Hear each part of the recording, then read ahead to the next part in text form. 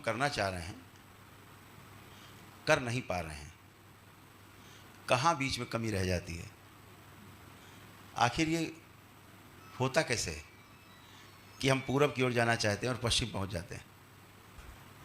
आखिर ऐसा है क्या? कौन सी ऐसी शक्ति है जो हमें भ्रमित करती है? जिस दिन आपने इस सूत्र को पकड़ लिया, जिस दिन आप पे जो भ्रम सवार है, अगर आप भ्रम के ऊपर सवार हो गए तो आपको रास्ता दिख जाएगा। अभी भ्रमित करने वाला भी और भ्रमित होने वाला भी दोनों मैं ही हूँ। अभी इस सूत्र को आपको पकड़ के चलना है।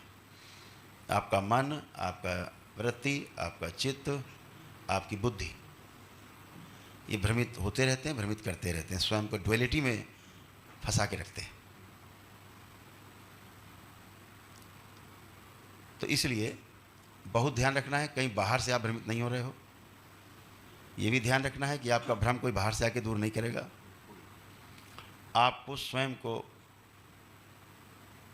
भ्रमित होने से बचाना होगा, और यह शक्ति आप सबके पास है कि आप स्वयं को भ्रम से मुक्त कर सकते हो और दूसरों को भी भ्रमित होने से बचा सकते हो। यह शक्ति सभी के पास है। भ्रमित व्यक्ति भ्रमित ही करेगा, भ्रमित स्मृतियां हैं भ्रमित करेंगी। जो समझदार व्यक्ति है समझदारी आपके अंदर लाएगा। नेचुरली जो जिसके पास है वही आपको देगा। मूर्ख व्यक्ति से समझदारी की आशा करना पत्थर पे सर मारने के बराबर है। समझदार व्यक्ति से कुछ नुकसान होने की संभावना बिल्कुल नहीं है। नुकसान हो रहा है मतलब वो समझदार नहीं है। सिंपल प्रमाण से समझिए। प्रमाण क्या मिल रहा है हमको? हम प्रमाण से समझते हैं कि अच्छा है या खराब है। इसलिए सबसे सुंदर बात वो है कि कोई भी घटना है संसार की, सोने की, जागने की, उठने की, खाने की, पीने की, एक दूसरे से मिलने की, व्यवहार की, व्यापार की, नौकरी की, राजनीति की, किसी प्रकार की समाज सेवा की, कुछ भी है, वो आपके अंदर से ही जो आप में है वही आप सब जगह फैलाओगे। सामने वाले में जो है वो वही फैलाएगा। आप किसी भी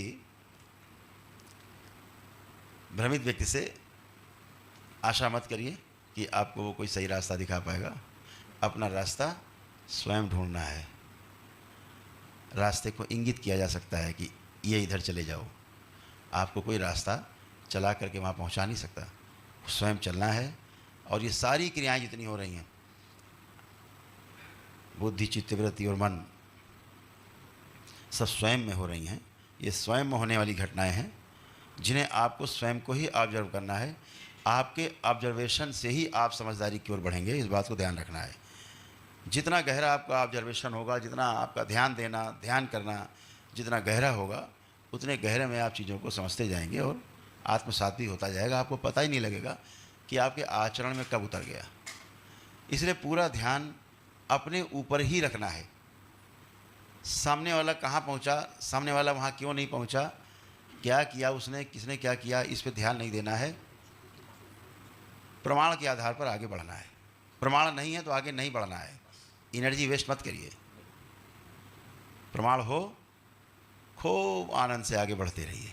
आप अगर दिल्ली जा रहे हैं, राजधानी दिल्ली जा रहे हैं, रास्ते में माइल स्टोन बता रहा है 391 किलोमीटर, आगे बता रहा है 390, फिर बता रहा है पीछे 389, 388, मतलब आप सही रास्ते पे जा रहे हैं।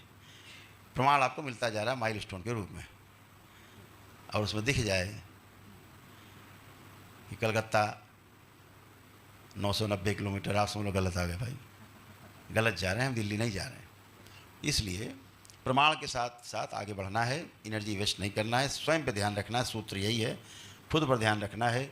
खुद को स्वयं से भ्रमित होने से बचाना है। इस बात का विशेष ध्यान रखो। ये तो दरबार के पास शक्ति है जो आपको भ्रमित होने से बचा भी लेती है। अदरवाइज़ तो अभी तक की तो परंपराओं में यही है कि जो कुछ करना है सब आप पे करो, कोई उपाय नहीं आपको बचाने का। दरबार आपको तमाम चीज़ों से बचाता है, सुरक्षित करता है। आपको शारीरिक, मानसिक, आध्यात्मिक कष्टों से, जो आर्थिक और पारिवारिक सामाजिक समस्याएं हैं, उनसे आपको बचाता है और आपको सही रास्ता दिखाता है। लेकिन चलना आपको ही स्वयं है, इस बात को ध्यान रखना है। तो हम लोग चाहेंगे कि इस बार अभी आज का जो ध्यान है, वो पूरा ध्यान अभी का संगीत पे होगा।